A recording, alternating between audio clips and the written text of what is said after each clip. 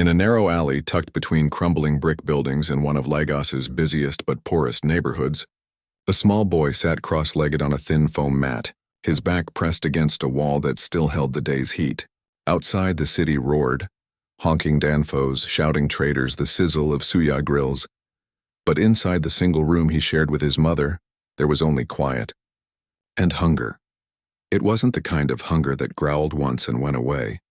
This was the deep, hollow kind that settled in your ribs like a stone, making your thoughts slow and your limbs heavy. He hadn't eaten since morning, when his mother had given him the last piece of akara, just one small bean cake wrapped in newspaper, before heading out to sell ground nuts at the market. She'd smiled when she handed it to him, but her eyes were tired, the kind of tired that doesn't go away with sleep. Still, the boy didn't complain. He never did. Complaining wouldn't fill the pot, and it wouldn't make the landlord stop knocking. So instead, he opened his school bag, frayed at the edges, held together with a safety pin, and pulled out his books. Not new ones, not even clean ones. These were secondhand, some with pages torn and taped back together, others missing covers entirely. But to him, they were treasures. He lit the kerosene lamp. The flame flickered, casting long shadows on the peeling walls. Outside, the sky darkened and the noise of the street began to fade into night. But inside, his world came alive. In his math book, numbers weren't just symbols, they were patterns, puzzles, possibilities. In his English reader, sentences carried him to places he'd never seen. Forests with tall trees, oceans with waves that never stopped, cities where lights never went out. And in his science notebook, he scribbled questions no one had answered for him yet. Why does rain fall? How do radios work? Can a poor boy build something great? He didn't know it then, but those questions would one day carry him far beyond this room. His mother came home past midnight. Her feet were swollen, her wrapper stained with sweat and dust. She carried a small plastic bag with 2 boiled yams and a few coins wrapped in cloth. She didn't say much, just set the food down, kissed the top of his head, and collapsed onto her thin mattress in the corner. He waited until she was breathing deeply before he ate his share. He split the yam in half, left one piece beside her pillow, and ate the other slowly, chewing each bite like it might be his last. Then he went back to his books. School was a 30-minute walk each way, barefoot most days because his only pair of shoes had split at the sole. Rain turned the path into mud, and dry season kicked up dust that coated his uniform until it looked gray instead of navy blue. But he never missed a day. Not even when his stomach twisted with hunger, not even when older boys mocked his patched trousers or called him book ghost, because he always had his nose in a page. His teachers noticed him, not because he spoke up, he rarely did, but because his assignments were always neat, always finished, often with extra notes in the margins. One teacher once stayed after class just to ask, "Do you have light at home to study?" He nodded, not mentioning that the kerosene cost money they didn't always have, or that some nights he read by moonlight through the window. At home, life moved in rhythms of survival. Mornings began before sunrise, fetching water from the public tap, sweeping the compound, helping his mother pack her wares. Evenings meant waiting, listening for her footsteps, hoping today was a good day at the market. Some days she came home with enough to buy Gary and milk. Other days she just sat quietly, eyes distant, and whispered, "Tomorrow will be better." He believed her. Not because he was naive, but because he had to. Hope was another kind of food, one that kept him going when his body wanted to give up. One evening, after a particularly hard day, his textbook had fallen into a puddle on the way home, and the ink had bled into a blur. He almost cried. But instead, he laid the pages flat on the windowsill to dry and used his fingers to trace the shapes of the letters he could still make out. He repeated the formulas out loud, memorizing them before they disappeared completely. That night, he dreamed of writing his own book, one with strong paper and clear print, a book that wouldn't fall apart in the rain. He didn't own a clock, but he knew time by the sun and the calls to prayer. He knew when to wake, when to leave, when to come back, and every night without fail he studied. Sometimes his eyes burned, sometimes his hands shook from hunger, but he kept going, page after page, word after word, as if each one was a brick he was laying toward a bridge out of this life. Neighbors sometimes shook their heads when they saw him bent over his books while other children played football in the street. Why waste time? One old man once muttered. Books won't feed him. But the boy didn't hear them, or if he did, he didn't care. He knew something they didn't. That knowledge couldn't be stolen, taxed, or taken away by a bad day at the market. It was his forever. And so, night after night, in a room with cracked walls and no ceiling fan, with the sound of distant generators and crying babies drifting through the air, a hungry boy built a future with nothing but paper, ink, and stubborn hope. He didn't know it yet. But one day, people would drive up to his door in cars so shiny they reflected the sky. They'd ask how he did it, how he rose from this place of lack to a life of plenty. And he'd always say the same thing: I never stopped reading. But that was years away. For now the lamp flickered, his stomach growled, and the next page waited, and that was enough. The day the letter came, the boy was sweeping the front yard with a broom made of palm fronds, his bare feet kicking up little clouds of red dust. A man in a crisp white shirt and polished shoes walked down the alley, so out of place that neighbors peeked through their windows, wondering if someone had died or won the lottery. The man asked for the boy by name, then handed him a thick envelope with a school crest stamped in gold. At first he didn't understand. He stood there, broom in hand, heart pounding like a drum, staring at the words. Congratulations. Full scholarship awarded. His hands trembled. He read it again, and again. Then he ran inside, nearly tripping over the threshold, and thrust the letter into his mother's hands. She read it slowly, her lips moving with each word. When she finished, she didn't cheer. She didn't cry. She just looked at him, really looked, and whispered, "This is your chance." The school was hours away, in a city he'd only seen in pictures. It had tall iron gates, green lawns, and classrooms with real desks, not benches bolted to the floor. But going meant leaving everything behind. His mother, the alley, the kerosene lamp, even the hunger that had become familiar. That night they sat together on the floor, sharing a single bowl of ebi and okra soup, talking in hushed voices about what this could mean. "You'll come back, won't you?" she asked, not looking at him. "Always," he said. And he meant it. Packing was easy. He owned 2 shirts, 1 pair of trousers, patched at both knees, a toothbrush, and his books, now carefully wrapped in plastic to keep them safe. His mother gave him her best wrapper to use as a blanket on the bus. She also slipped a small charm into his pocket, a tiny leather pouch with verses from the Quran stitched inside. For protection, she said. He didn't believe in charms, but he kept it anyway, just to make her feel better. The morning he left, the whole alley seemed to wake up early. Neighbors came out to say goodbye. Some gave him boiled eggs or small coins. One old woman pressed a piece of coconut candy into his palm and said, "Don't forget where you came from." He nodded, throat too tight to speak. The bus ride felt like entering another world. Smooth roads, tall buildings, people dressed in clothes that looked like they'd never touched dust. He kept his bag on his lap, eyes wide, taking in everything. When they reached the school gates, his stomach dropped. Students walked by in crisp uniforms, laughing, holding smartphones, sipping juice from cartons. He suddenly felt invisible and very, very small. Orientation was overwhelming. There were rules about everything: how to walk in the halls, when to speak, even how to fold your laundry. He tried to blend in, but his accent, his worn shoes, the way he hesitated before answering questions, it all marked him as different. Some boys made jokes behind his back. Did he walk here from the village? One whispered loudly during assembly. Laughter followed. He kept his eyes down and walked faster. The first week he barely slept, not because of the new bed, though it was softer than anything he'd ever felt, but because of the fear. Fear that he didn't belong, fear that he'd fail, fear that his mother was struggling alone while he sat in a classroom with air conditioning. But then came science class. The teacher asked a question about electricity, something about circuits and resistance. Hands went up, but none gave the right answer. The boy, heart-hammering, raised his hand slowly. When called, he spoke quietly but clearly, explaining not just the answer but why it worked that way. The room went silent. The teacher stared at him, then smiled. "Exactly right," he said. "Well done. That small moment changed everything." He started speaking up more. Not to show off, but because he finally felt like his mind mattered here. He joined the library club. Stayed late to help clean the lab in exchange for extra study time. Made friends with a quiet boy who loved astronomy. and another who could fix anything with wires and batteries. They didn't care about his shoes. They cared that he knew how to solve a problem. Still, money was tight. The scholarship covered books and meals, but not everything.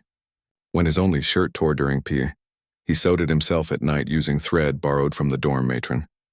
When other students went on weekend trips to the mall, he stayed behind, reviewing notes or helping the janitor organize storage rooms in exchange for snacks.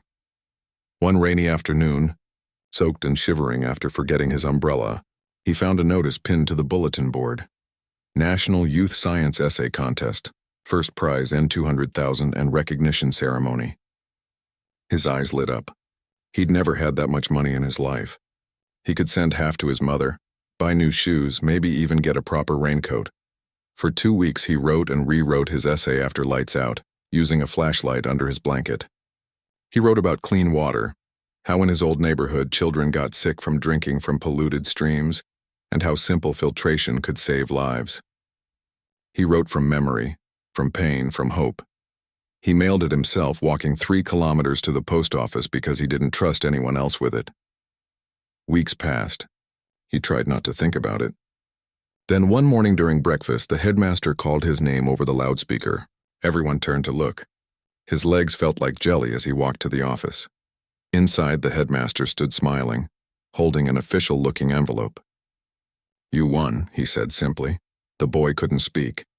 He just nodded, tears welling up. The prize money arrived a week later. He sent half home immediately. His mother cried when she received it, the shopkeeper later told him. With the rest, he bought a new pair of shoes, a raincoat, and a small notebook with a hard cover. But more than the money, the win gave him something priceless: confidence. Teachers started calling him the thinker. Classmates asked for his help with homework. Even the boys who once mocked him now nodded respectfully in the halls. He still studied late into the night, still saved every kobo, still missed his mother terribly. But now when he looked in the mirror, he didn't just see a poor boy from the alley. He saw someone with a future, and the power to shape it. By the end of the term, he ranked first in his class. At the award ceremony, standing on stage in a borrowed blazer, he looked out at the crowd and imagined his mother watching from afar. He didn't say it aloud, but in his heart he promised her, "This is only the beginning." And for the first time he truly believed it. University was nothing like boarding school. The campus was huge, so big he got lost 3 times the first week. Buildings towered like castles. Students zoomed by on bikes or in cars, and everyone seemed to know exactly where they were going. He stood near the entrance with his single suitcase, feeling like a leaf caught in a storm. But he'd come this far. He wasn't turning back. The scholarship covered tuition, yes, but not food, not transport, not printing fees or lab coats or the little things that added up fast. His first week he survived on Gary soaked in cold water and sugar. The kind of meal that filled your stomach but left you weak by afternoon. He didn't tell anyone. Pride wasn't the reason, he just didn't want pity. He wanted to prove he belonged. He found work fast. A senior student needed help grading basic math quizzes. Another professor hired him to clean glassware in the engineering lab after hours. By the second month, he was also tutoring first-year students in physics, charging just enough to buy beans and rice twice a week. He slept 4 hours a night, sometimes less. His eyes were always a little red, his uniform always slightly wrinkled, but his notes, impeccable. His mind, sharp as ever, people noticed. Not in a flashy way, but in quiet nods during class. In professors slipping extra past questions into his hand. In classmates saving him a seat near the front. He never asked for favors. He just showed up early, prepared, and ready. One rainy semester, the power went out across campus for 3 days, while others complained or went to sleep. He borrowed a lantern from the security post and studied under its dim glow in the hallway. A lecturer found him there at 2 a.m., hunched over circuit diagrams, rain tapping on the roof above. The man didn't say much, just left a thermos of tea beside him and walked away. The next day, he offered the boy a research assistant position. It paid a little, but more importantly, it gave him access to real projects. That's when the idea started forming. Back in his old neighborhood, farmers, mostly women like his mother, struggled during dry season. They carried water in buckets from distant streams, their backs bent, their crops often dying before harvest.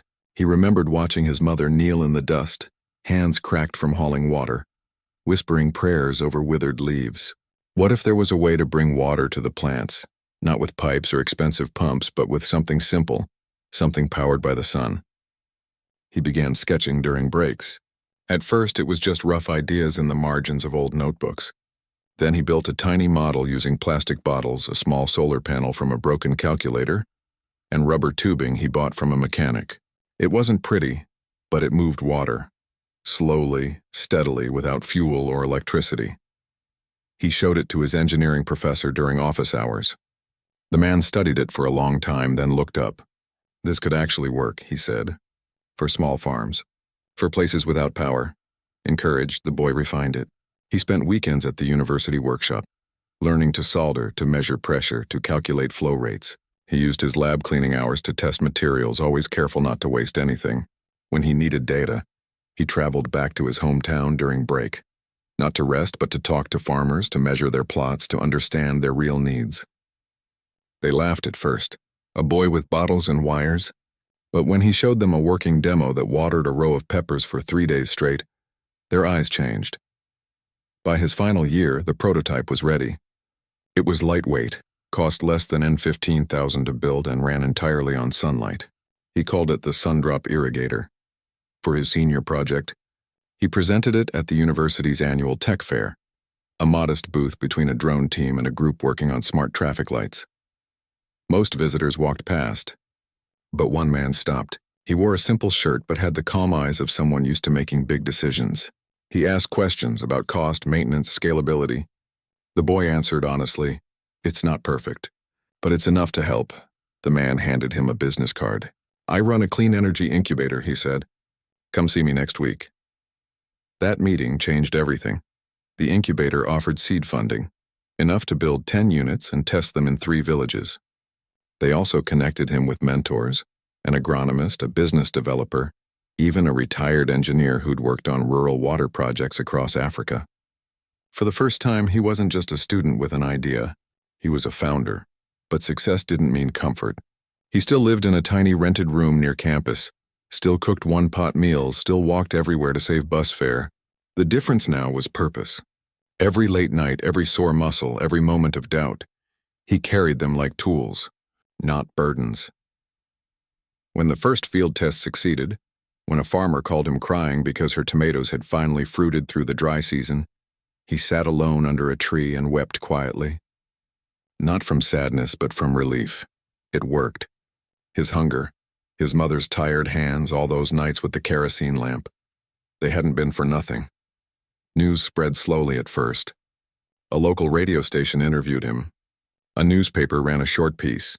Student turned sunlight into hope for farmers. Then came an invitation to a national innovation summit in Abuja.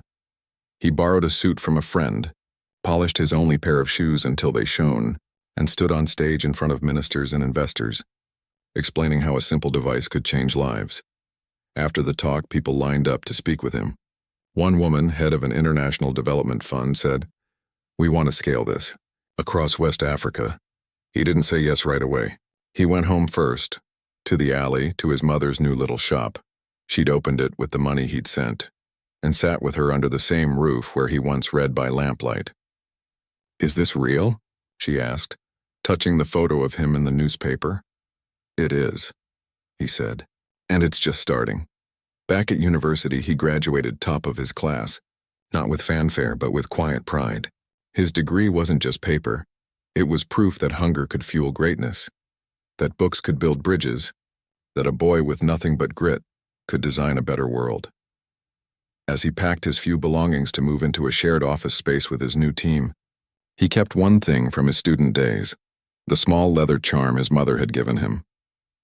He didn't need it for protection anymore, but he kept it as a reminder of where he came from and why he'd never stop working, because now it wasn't just about him. It was about every farmer walking miles for water, every child studying by moonlight, every mother hoping her sacrifice means something, and he was going to make sure it did.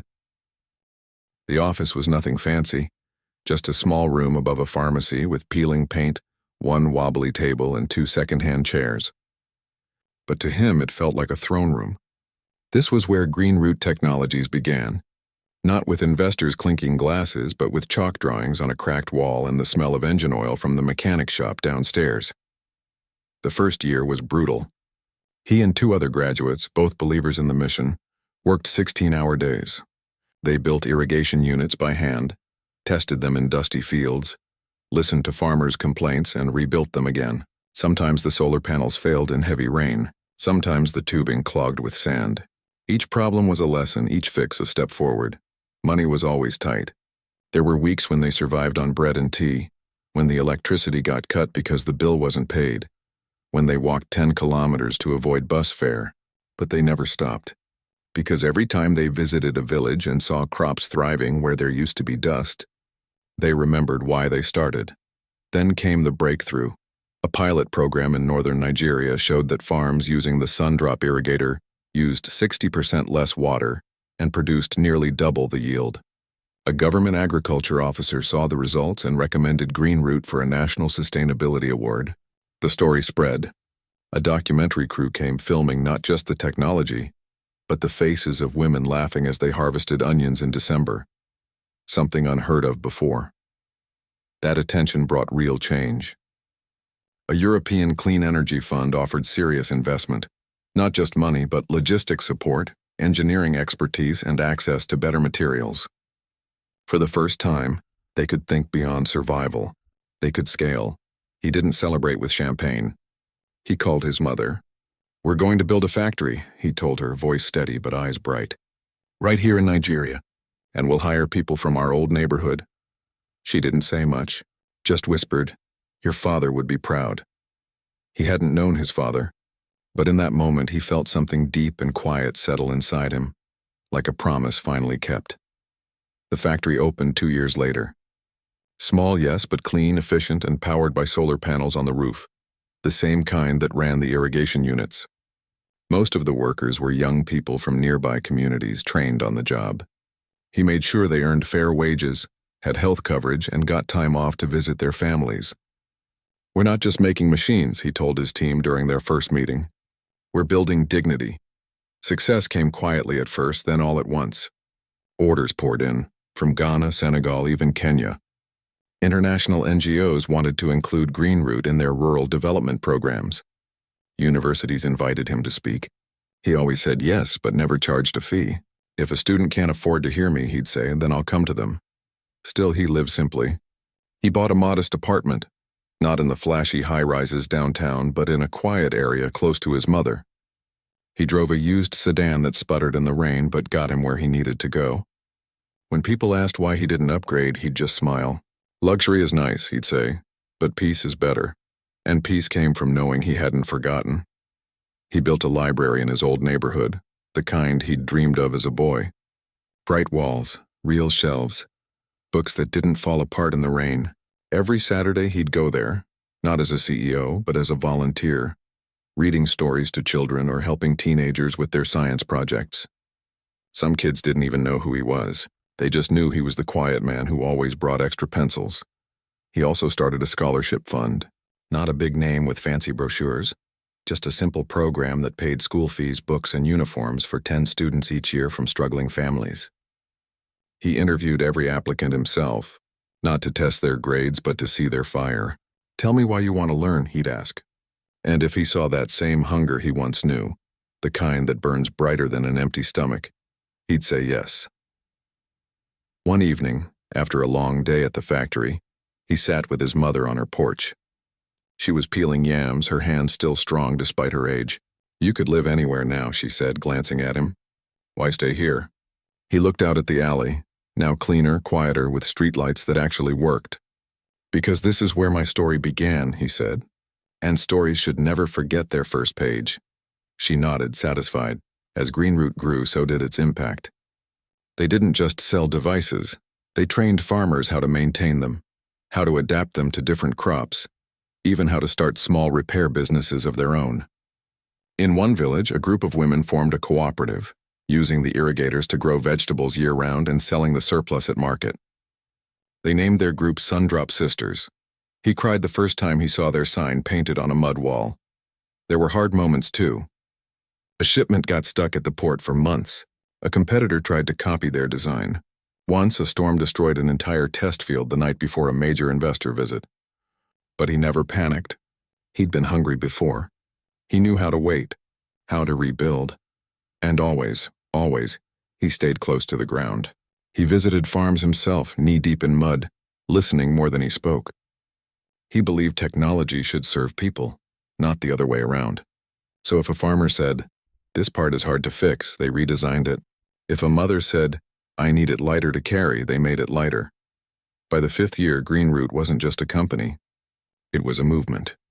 Young engineers applied not for the salary, but for the mission. Farmers sent letters, not complaints, but thank yous, sometimes with photos of their children standing beside green fields. One letter simply said, "Because of you, my son eats yam every day." He kept that letter in his desk drawer. Next to the leather charm, he never chased fame, never posted flashy cars or expensive watches on social media. In fact, he rarely posted at all. But when he did, it was always about someone else. A farmer's harvest, a student's graduation, a team member's promotion. "This is the real wealth," he wrote once under a photo of muddy boots and smiling faces. And it was true. Because while luxury cars might one day surround his door, what truly filled his life wasn't metal or leather or status, it was purpose. The kind that wakes you up not because you have to, but because you get to make a difference. He still read every night, just like he did as a boy. Only now, instead of dreaming of escape, he dreamed of expansion, of reaching more villages, training more hands, lighting more minds. And as he turned the page of a new book, this one about sustainable farming in arid climates, he smiled softly. The hunger was gone, but the fire, that still burned, and it always would. The morning of the big announcement, the sky was clear and bright, the kind of blue that feels like a promise. He woke early, as always, made tea on his small stove, and sat by the window watching the city stir to life. Today was the day Greenroot would sign its Series B funding deal, enough capital to bring clean, solar-powered irrigation to over 50,000 small farms across West Africa in the next 3 years.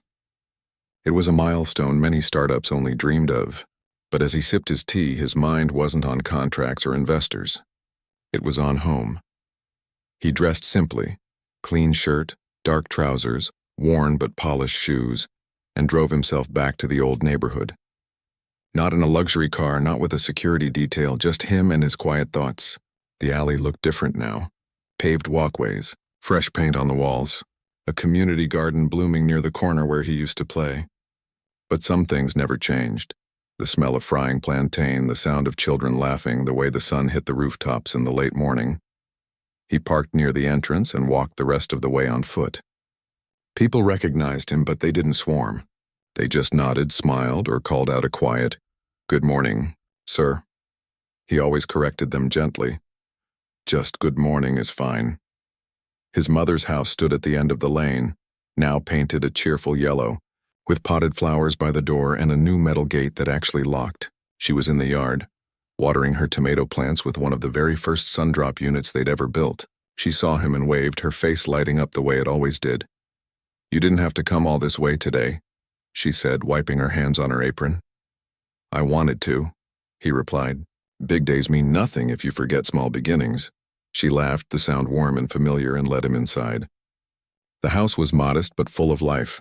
Photos on the wall, a new fridge humming in the corner, a radio playing soft gospel music. On the table sat a pot of jollof rice, still steaming. "I made extra," she said. "You'll need strength." He sat and ate with her just like old times. No talk of deals or millions, just stories.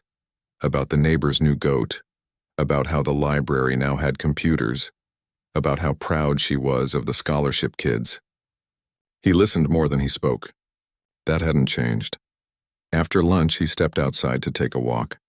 He hadn't gone far when he saw them. 3 barefoot boys huddled under the shade of a mango tree, sharing a single notebook.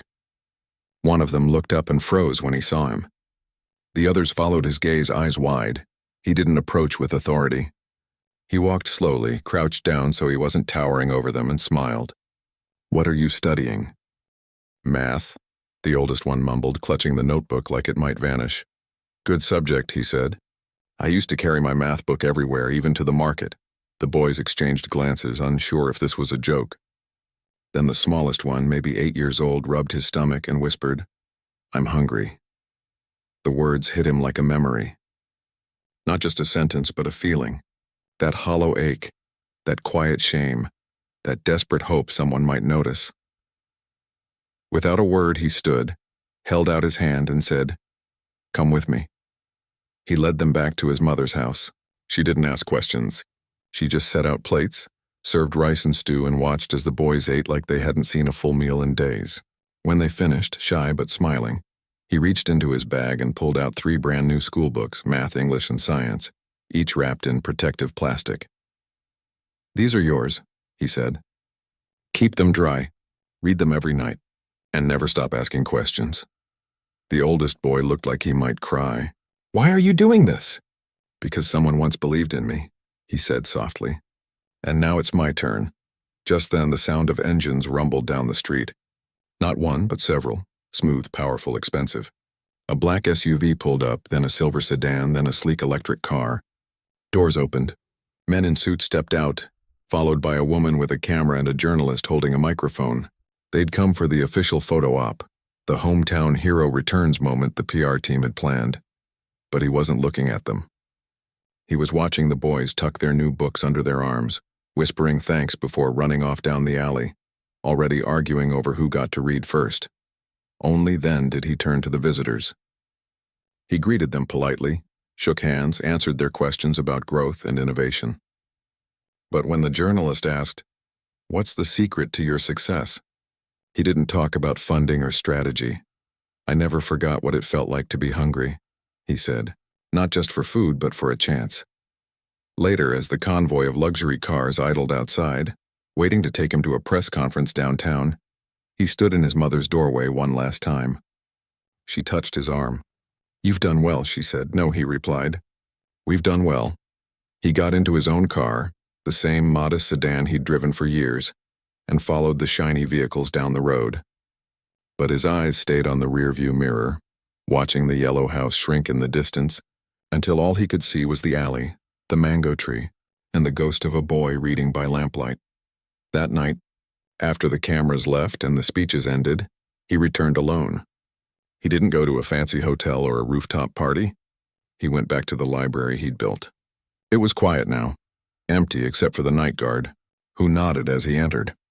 He walked to the children's section, ran his fingers over the spines of the books, and sat in the same corner where he used to dream. Outside, the city hummed. Inside, it was peaceful. He opened his notebook, not a business plan, but a simple journal, and wrote, "Success isn't measured in cars or contracts. It's measured in how many hungry boys get to keep reading." And with that, he closed the book, turned off the light, and walked home under the stars. Just a man, unchanged by fortune, still guided by the same fire that once kept him awake in a room with no food, but full of hope. There was no part 6 in the original outline. This story was always meant to be told in 5 parts, mirroring the journey from hardship to hope, from hunger to humility, from a single boy with books to a life that lifted others. The arc was complete, the struggle, the breakthrough, the hustle, the impact, and finally the return, where success met service, and luxury cars surrounded a door that still opened to kindness.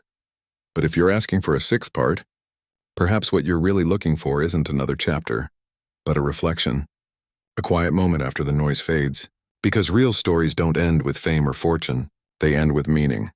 So let's imagine this not as a new episode, but as an echo, a glimpse into what happens when someone chooses to live by the lessons they learned in the dark. Years later, long after the headlines faded and the investors moved on to newer ventures, the man still visited the alley every Sunday. Not for photos, not for praise, just to sit on the low wall outside the library, sip Zobo from a paper cup, and watch children come and go with books under their arms. The scholarship program had grown. It wasn't just 10 students anymore, it was hundreds spread across 5 states. Some had become teachers, others engineers, nurses, even farmers using green root systems on their own land. One young woman who once walked 3 kilometers barefoot to school now ran a solar training center for rural women. She sent him a photo every harvest season, rows of green peppers glistening under the sun, her hands raised in joy. He kept every photo. His company never became a global giant. He turned down offers to sell, to go public, to chase profit over purpose. "We're not here to be the biggest," he'd tell his team. "We're here to be the truest." And that truth kept them steady, even during tough seasons, even when trends shifted, even when flashier startups grabbed the spotlight. He aged quietly. His hair turned gray at the temples. His steps slowed just a little, but his eyes, they still lit up the same way they did when he first solved a math problem by kerosene light. One rainy afternoon, a teenager showed up at his office, not with a pitch, but with a prototype made of bamboo plastic bottles and a tiny motor powered by a hand crank. "It filters river water," the boy said nervously. "For villages without pumps." The man didn't laugh, didn't dismiss it. He sat the boy down, asked questions, and then said, "Show me how it works." They spent the whole day testing it in the lab. It wasn't perfect, but it was honest, full of the same raw hope he once carried. At the end of the day, he handed the boy a key. "Use our workshop anytime," he said. "And if you ever need someone to believe in you, I'm here." That night he called his mother. She was older now, her voice softer, but her spirit unshaken. "You're still that boy with the books, aren't you?" she asked. "Yes," he said, just with more hands to hold. He never wrote a memoir, never gave TED Talks, never chased a legacy built on likes or followers. But in villages across the region, people pointed to green fields and said, "That's because of him." In classrooms, teachers told students, "If he could rise, so can you." And in quiet homes, mothers tucked charms into their children's pockets, not for magic, but for memory. Because the greatest thing he built wasn't a company. It was a belief that no child is too poor to dream, too hungry to learn, too small to change the world. One evening, as the sun dipped behind the rooftops, he walked past the alley's new community center, painted in bright blues and yellows, with solar panels on the roof and a garden out front. Children played football nearby. An old woman sold roasted corn. A young man repaired a sun-drop unit on a bench, teaching 2 apprentices how to replace a valve. He stood there for a long time, unnoticed. No luxury cars idled behind him. No cameras rolled. Just the hum of ordinary life, thriving, resilient, full of quiet dignity. And in that moment, he knew. This was the real victory. Not the money, not the fame, but this. People helping people, knowledge passing from hand to hand, hope growing like crops after rain. He turned and walked home, hands in his pockets, heart full. The boy who once slept hungry with his books had long since been fed, not just with food, but with purpose. And now, his life was feeding others. That's how the story truly ends. Not with a 6th part, but with 1,000 new beginnings.